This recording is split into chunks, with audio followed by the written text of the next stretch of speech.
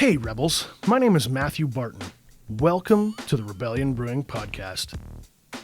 Nitrogen fertilizer has been in the news a lot the last few weeks, and as a province with a huge agricultural footprint, this has huge implications for our economy and well-being.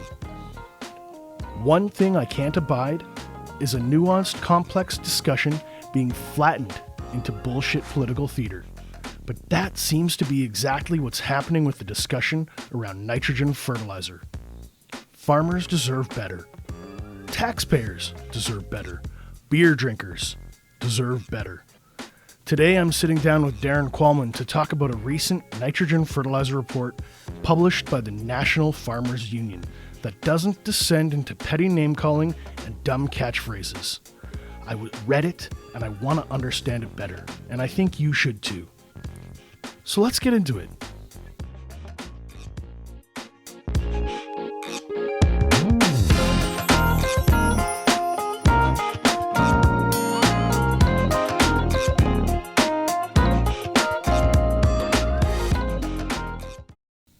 Darrin, welcome to the show. Thank you, Matthew. Thanks for taking the time to talk to us about our report. I wanted to start off by saying, who are you and what do you do? Give me that ground level grade 6 intro. Matthew, I work for the National Farmers Union, which is a national organization of thousands of farmers and farm families across Canada. I am their Director of Climate Crisis Policy and Action, so I am helping farmers and governments understand how we can work together to maintain food production and viable livelihoods for farmers, but at the same time, reduce greenhouse gas emissions from agriculture. That is a fairly ominous title. What does it mean? What does a day look like for you? Well, we're a policy organization, and the Government of Canada has policy goals. Most of your listeners will know that Canada is committed to reduce emissions by 40% by 2030 and to reach near zero emissions by 2050.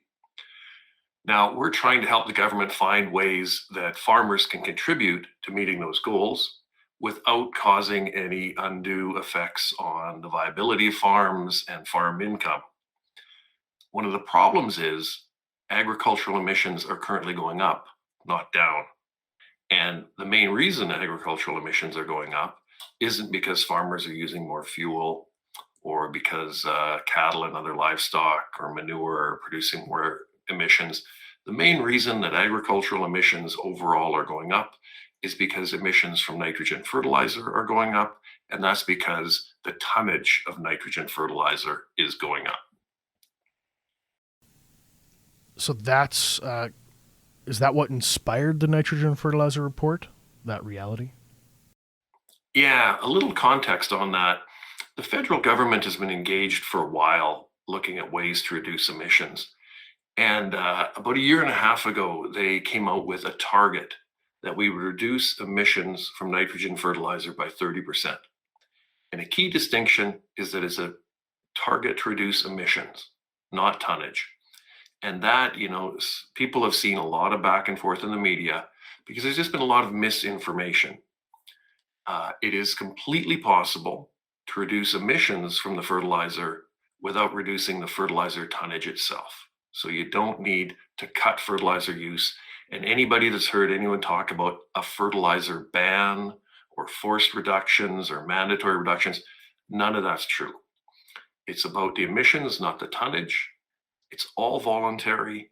And not only that, it's behind it are hundreds of millions of dollars in incentive payments and cost sharing payments in order to get farmers to make the voluntary steps to reduce those emissions, to use fertilizer more efficiently and optimally and carefully so as to maintain yield, but at the same time reduce emissions from the systems that produce things like the barley that goes into beer. I like that finish. I like that ending. Barley that goes into beer. Okay. You said something there that I kind of twigged on, and I wanted to revisit. The distinction between tonnage versus usage. Why are people promoting usage and making the connection to saying, well, if you want us to regulate nitrogen, we're going to have to use less nitrogen. Why are people saying this thing? Where is this coming from? I think people are trying to scare farmers and scare the public and somehow just connect some dots that aren't really connected. They're saying, look, if we want to reduce emissions, the greenhouse gases coming out of agriculture from fertilizer, we'll have to reduce the fertilizer itself. And that means we reduce food output, and that means people go hungry. And for a whole lot of reasons, that's not true. But just starting at the beginning of that chain, we can reduce the emissions from fertilizer without reducing fertilizer use itself by placing the fertilizer in the right place, under the ground, under the surface of the ground, rather than on the surface on top, by putting it in the field in the spring instead of in the previous fall, so that it doesn't get wet when the snow melts, because that's a time of a lot of emissions. And there are additives that we can put into fertilizer. The technical names are nitrification and urease inhibitors and coatings. Those enhanced efficiency fertilizers, those coatings and inhibitors alone could deliver most of the 30% reduction. So same amount of fertilizer, same amount of crop, but up to 30% less emissions. And at the same time, using fertilizer more efficiently and carefully, and maybe getting more crop out of the same fertilizer. But there's real potential here to increase farmers' margins as fertilizer is used more efficiently and optimally. I had a farmer, a barley guy, wheat guy, come in. He was sit down having a pint with me at the tap room, and he said the new fertilizer comes in these pellets that are wrapped in a polymer. And he said the polymer breaks down later, which means the fertilizer stays on the ground instead of off gassing or evaporating, or I don't know what the technical term is.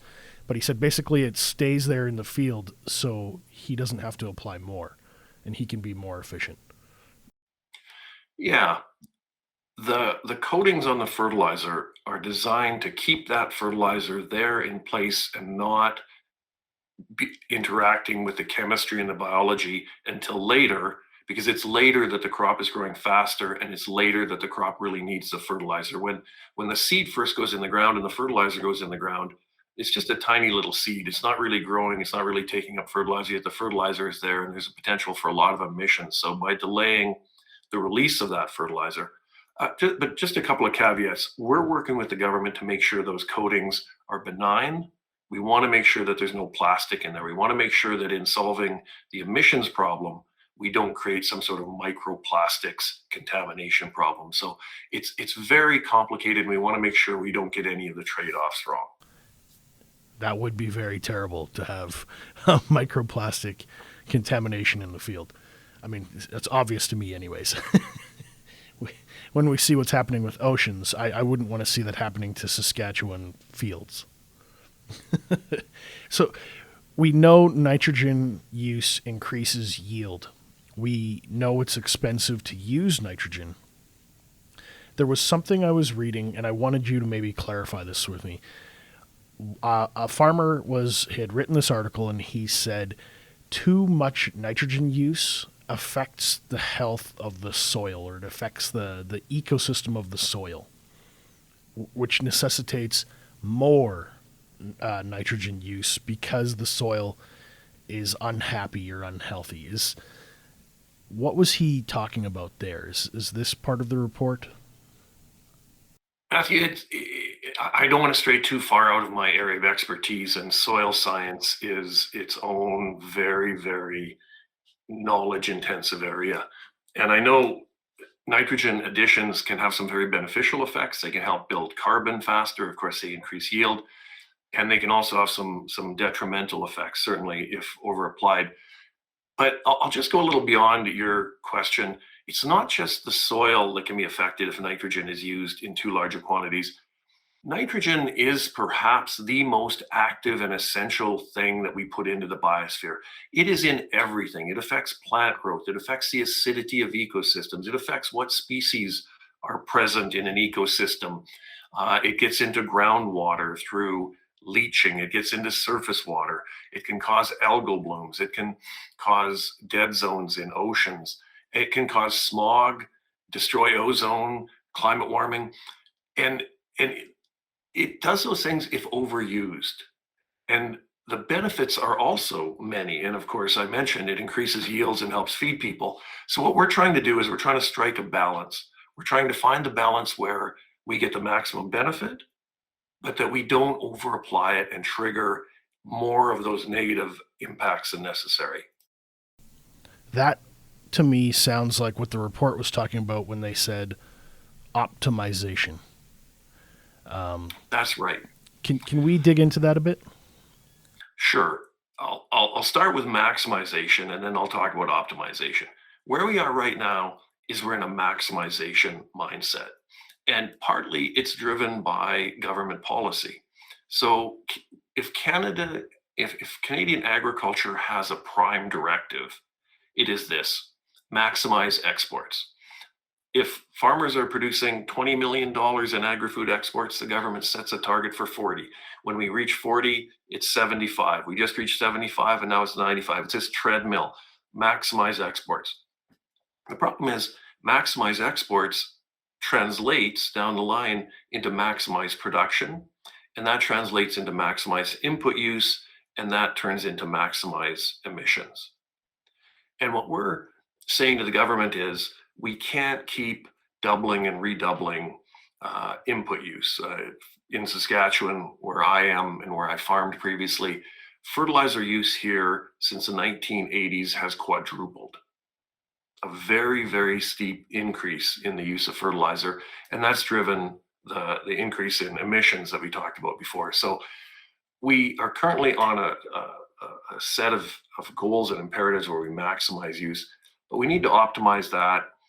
We need to use fertilizer as carefully and efficiently and optimally as possible. And as I mentioned, things like more soil testing, very carefully matching the amount of fertilizer we put in to the amount that's removed through crops, and keeping the excess fertilizer that might accumulate, the excess nitrogen and phosphorus that might accumulate in that soil, down to a minimum so that it doesn't make its way out of the field and into the atmosphere or surface water, groundwater. This is a very bioactive substance. We are using a lot of it, and we need to really use it as carefully as we can. You said something there that they keep doubling targets or raising targets. They're chasing growth. Growth is the virtue or the primary value. I often see people saying growth needs to be balanced with sustainability. If you run a horse too fast that it breaks its leg, then you've got a horse that can't do anything.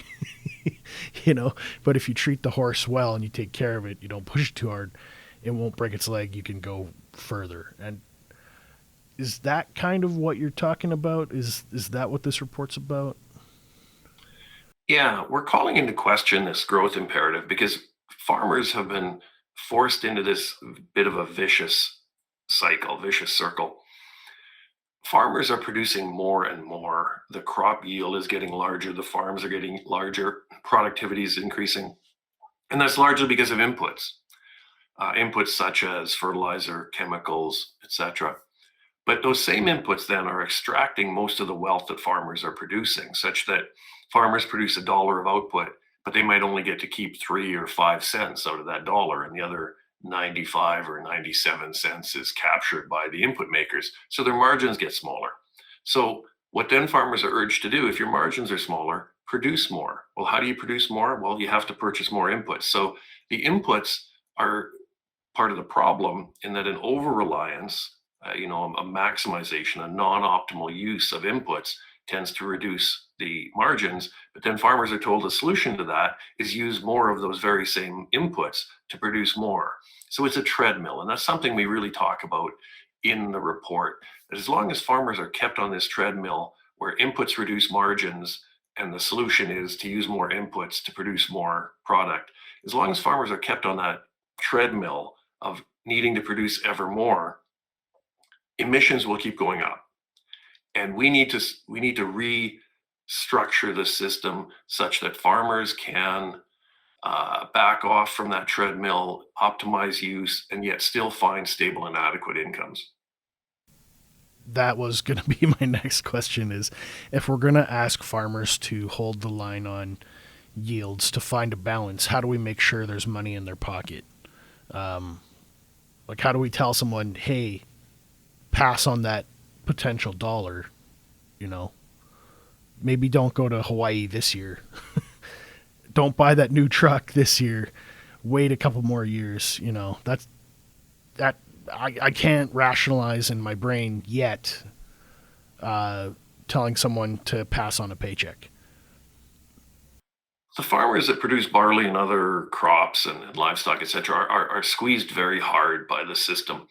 And we think that governments and farmers need to work together as we move toward these emission reduction targets and a near zero emission system in 2050. A lot of things are going to have to change. And as we make those changes to reduce emissions, we can also make changes in the financial structure of agriculture. Right now, the primary decision makers in the system and the primary beneficiaries of the system, the people that are getting 95 to 97 cents out of every dollar of wealth that farmers create, they're the agribusiness corporations. They're the fertilizer companies, the chemical companies, the seed companies, the machinery companies, etc. And those companies have really positioned themselves to extract millions, billions, trillions of dollars out of the system. We think that as we change the system, reduce emissions, we can also change it to make the system less input dependent. And then that'll make it harder for these corporations to extract their money. Some of your listeners might know that right now, fertilizer prices are near record highs or at record highs. Fertilizer company profits are also at record highs. The extraction of wealth is phenomenal. And so we think that a whole suite of interconnected, synergistic solutions can be brought to bear to make the system less input dependent, because it's really the inputs going into the system that create the emissions coming out. And if you want a low emission food system, you have to have a low input food system. And that's a message we keep taking to government, that farmers farmed for 10,000 years. And they did so with zero inputs, and they also had no net emissions. They didn't affect the atmosphere or the climate. And then over the last 100 years, as we've pushed more and more inputs in, we've pushed more and more emissions out. And it's very, very clear that the quantity of emissions coming out of the system is a function of the inputs we're pushing in. So to reduce emissions, you have to reduce inputs. And that input reduced agriculture can be, if managed properly, it can be a higher margin, better net income situation for farmers. We make the case, or you made the case for farmers, put more money in farmers' pockets. How do we convince politicians that some of these insights, some of these pieces from the report are worth taking on or worth that fight? Well, that's what we do. We're a policy organization. We're trying to bring that message in. We're trying to help politicians connect the dots and get rid of the contradictions. So we're trying to get them to think about really what are the big changes that are going to be needed in agriculture and other systems as we move past 2030 and toward 2050. And we're trying to get them to do that in ways that maintain farm income. And we're trying to get them to understand that some of the things they're doing undercut some of the other things they're doing. So the export maximization goal makes it harder to reach the emissions reduction goal. And we're trying to do all of this in ways that maintains food security and the amount of food that we need to feed people. And that's the other half. You asked earlier about sort of how this all connects up. How do emissions connect to fertilizer tonnage, and how does that connect to food output, et cetera? And the people spreading misinformation want us to believe that lower emissions is going to mean lower food and people are going to go hungry. But the other side of that equation also isn't well understood. We do use fertilizer to increase yields and output, but then we use a lot of that fertilizer expanded output unwisely. We in Canada waste about 40% of the food we produce. Worldwide, the number is about 30%. We feed a lot more into biofuels systems where we just burn it up in vehicles that maybe don't need to be going where they're going. There's a lot of commuting that maybe could be replaced, could be accomplished in other ways.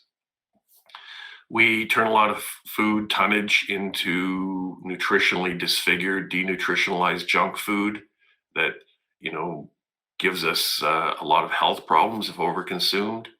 We feed a lot to pigs and chickens and other livestock that, grain feeding is not very efficient. It turns about 5 to 10 calories of grain into 1 or 2 calories of meat. So there's just a lot of things we're doing with that fertilizer enhanced food supply that we don't need to be doing. And as we use the food output more carefully and optimally, then we get off this treadmill where we constantly have to produce more and more. Well, I'm going to play an idiot right now. If you tell me we're not going to be grain feeding animals, are you telling me that we're going to have to all eat tofu, or are you telling me go buy grass fed? We're not going to stop doing that. And there is, for instance, in some years, grain that is damaged by weather, etc., and it turns into feed grain. If in terms of barley, the best barley goes for beer, malting barley. I used to grow that or try to grow that, but in years where the weather didn't cooperate or something went wrong, I didn't get malting barley. I had feed barley, and that would go to feed livestock. So there's always a certain amount of frozen wheat or off quality barley, etc., that probably is going to find a home in grain feeding. But that needs to be of a certain scale, and we shouldn't just keep maximizing that and feeding, top quality grain, corn, etc., to these animals. So no, we don't have to eat tofu. And the other thing, of course, is in addition to just optimizing that grain feeding and maybe reducing it, grazing is fantastic. Grazing animals on biodiverse grassland, that's a really important way to maintain those grasslands. So we can maintain meat consumption, but we need to make good choices about how we make that meat. If someone's listening to this podcast, say they're a farmer or a beer drinker, what big takeaway? They could take away one thing from this report, what would you want them to know? Don't be afraid of change. I started farming in the 1980s. I was a kid in the 70s and started farming in the 80s. And anybody that's old enough to remember the 80s and 90s and looks at those farms with the way they used diskers and tillage and the way they seeded, and there was summer fallow. And just if they think about that compared to today, just all the change that has taken place in the last 30, 40 years. Going into the next 30 or 40 years, we're going to have that quantity of change again as we deal with the need to, our intersection with planetary limits on greenhouse gas emissions, etc. And just as we made changes in agriculture that maintained farm income and maintained output and all of that, we can do that again as we grapple with the next set of changes. So the model we have now isn't going to be the model 30 or 40 years ago, just as the model we had 40 years ago isn't the one we have in 2022. And if we work together and sort of take control of that change, farmers need to lead this. They need to help take control of this and work with government, because if we don't lead it, if we say, whoa, we're not going to participate or be part of this change, someone else is going to do it, and that won't be as good for us. You're saying to farmers, take the reins, take control, have a say, be at the table. If you're not at the table, you're what's for lunch. Sure, yeah. Take an interest, be engaged, keep an open mind. Remember that this is a sector that changes quite dramatically over a generation or two. And if we make good choices and keep an open mind, we can create an agriculture in the 2030s and 2050s that is better, more diverse. The margins are better, and maybe we can reverse some of the other pathologies within the system. We're losing family farms very, very rapidly. Maybe we can arrest that decline in the concentration of land ownership, etc. So there's a whole number of things that if we engage, we can maybe just solve simultaneously. If somebody wants to actually read this report or find out more about what you do, or maybe they want to get in touch with you and pick your brain, where should they go? Our website is nfu.ca, www.nfu.ca. And as soon as you go there, you'll see a big blue button that says climate, and just click there. You'll find the report. And we really urge people to read this report. This is a big picture report. It's written in a very accessible way. Parts of it were peer reviewed by some of the world's leading experts on nitrogen. It takes a civilizational view. It sort of looks at how nitrogen leads to the cities and the economies we have today, how it's a really critical part of agriculture. But then it also looks at the negative effects as well, and balances that negative and positive, and then talks about the transformative changes we might make. So it goes way beyond the current debate in the media about whether we can or cannot meet this 30% target. We think it's a much more interesting look at what is essentially one of the two most important things happening in the world. Carbon and carbon fuels are one, and nitrogen fertilizer are the other. Very, very important parts of our civilization. Well, Darin, I want to thank you for your time today. I really appreciate it. Thank you, Matthew. Thanks for having me on.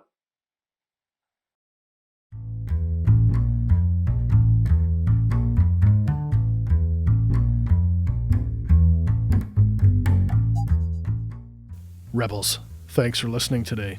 If you have any questions or comments about this episode, be sure to join us on our brand new Facebook group page, the Rebellion Brewing Podcast. I'm going to include links to all things NFU in the show notes, including the report. Be sure to check it out. I've read it. I think it's really interesting. You might take something away that you didn't catch in the podcast. I'm also proud to let you know that we're members of the Saskatchewan Podcast Network. It's a one-stop shop for tons of locally produced shows from across our province. You can find them at saskpodcastnetwork.com. Be sure to follow us on Facebook, Instagram, and Untapped so you don't miss out on the latest in Sask craft beer news. Thank you for joining the Rebellion.